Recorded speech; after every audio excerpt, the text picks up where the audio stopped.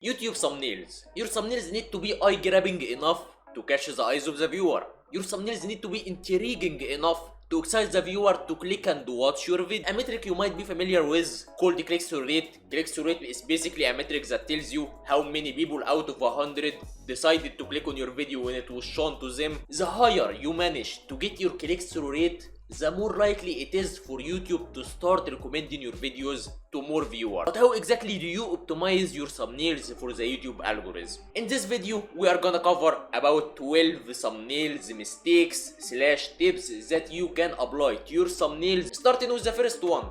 Use easy to read fonts. If you have decided that you are going to add text to your thumbnail, well, there are lots of very artistic and creative fonts you can pick, but don't pick any of them. Don't give the viewer a chance to misunderstand what the text in your thumbnail says. Just use a simple white colored static font that is easy to read, so the viewer doesn't have any hardships trying to understand your thumbnail. A font that I usually use is Burbank Big Condensed, but you can just scroll through the fonts list in the software you are using to edit your thumbnails, and you will find lots of easy to read fonts that can work quite well. Use only 3 words per thumbnail.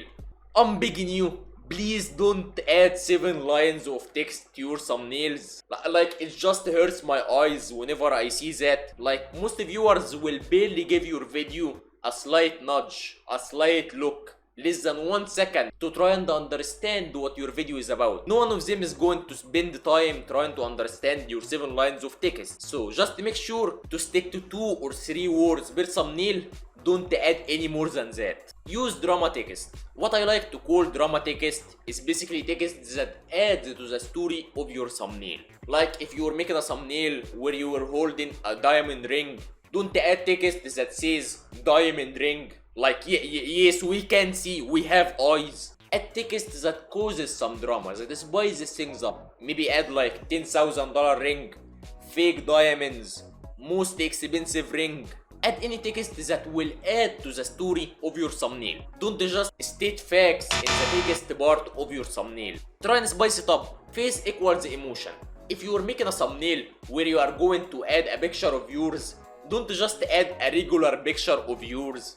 Try and add a picture of yours that conveys an emotion that the viewer is likely to feel while watching your video. Shocked, entertained. Try and spice it up. Add a reaction face that conveys an emotion. Limit to 3 objects. Don't jam your thumbnails with lots of text everywhere and emojis and arrows. Just limit your thumbnail to only 3 objects per thumbnail. The background, an object of interest, some text.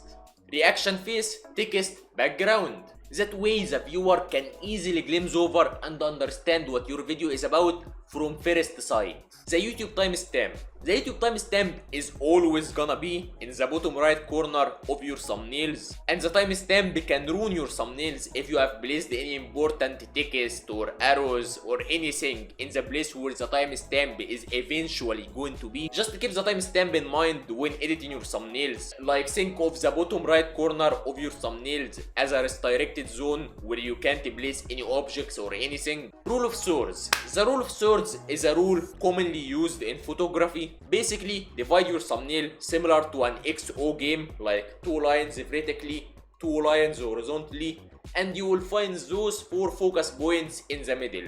Those 4 focus points are the place where the viewer's eyes is likely to look when he glimpses over your thumbnail. Here is an example of an image from photography with the rule of thirds applied, and here is an example of the same image without applying the rule of thirds. This rule will help increase your chances of your thumbnail becoming more likable to the viewers, but you don't have to forcefully apply it. Like, some situations might not fit for you to apply the rule of thirds, but if you got the chance to apply it, of course go for it. Just try and align the objects in your thumbnail in those 4 focus points. You can just Google the rule of thirds and you will find the images of grid lines you can stick over your thumbnail, and just try and resize and rescale everything to fit well with the rule of thirds. YouTube dark mode.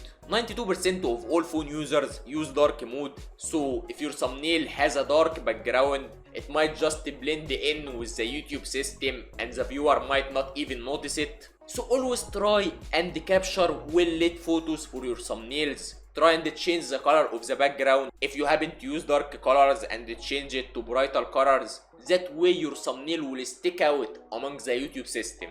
Artificial quality. Once you have settled down with a thumbnail concept, you can artificially increase the quality of your thumbnail. Artificially increasing the quality of your thumbnail is settings like saturation, exposure, sharpness. Those settings are going to be different depending on which software you are using to edit your thumbnail. Just Google increase image quality and your software of choice and you will find how to do it. But for Photoshop, the way I like to do it is to go up to filters, then camera raw filter, then I will mess around with the settings in the basics and the detail categories. Maybe you can increase the sharpness and reduce noise in the thumbnail to make it more digestible.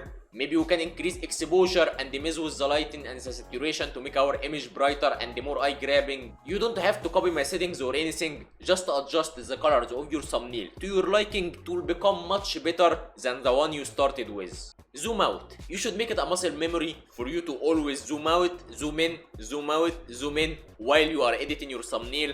You might ask why? Well, the viewer doesn't get to see your thumbnail on a 27-inch monitor like you are doing right now. Your thumbnail is probably going to be very small when it's on his phone, so you need to make sure your thumbnail is optimized for very small sizes. And that's why you should zoom out your thumbnails. Always zoom out your thumbnails and see if every object in your thumbnail fits and if the viewer can easily still understand it when it is that small, because most of the time it will be that small. So just always zoom out, zoom in, zoom out, zoom in while you are editing your thumbnails. The 1 second rule.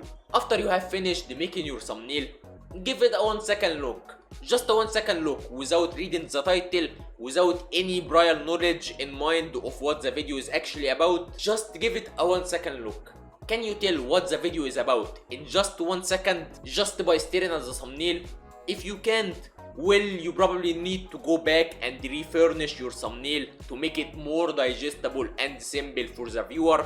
Remove some objects, probably rescale some objects, because you need to remember that the viewer as well is probably also gonna give your video less than 1 second look to understand your thumbnail.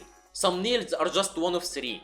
Your video's click-through rate depends on 3 factors: your thumbnail, your title, and your video's idea. So don't automatically blame the thumbnail if you found that you have pretty low click-through rate. Maybe just a small percentage of your viewers are interested in the topic of this video.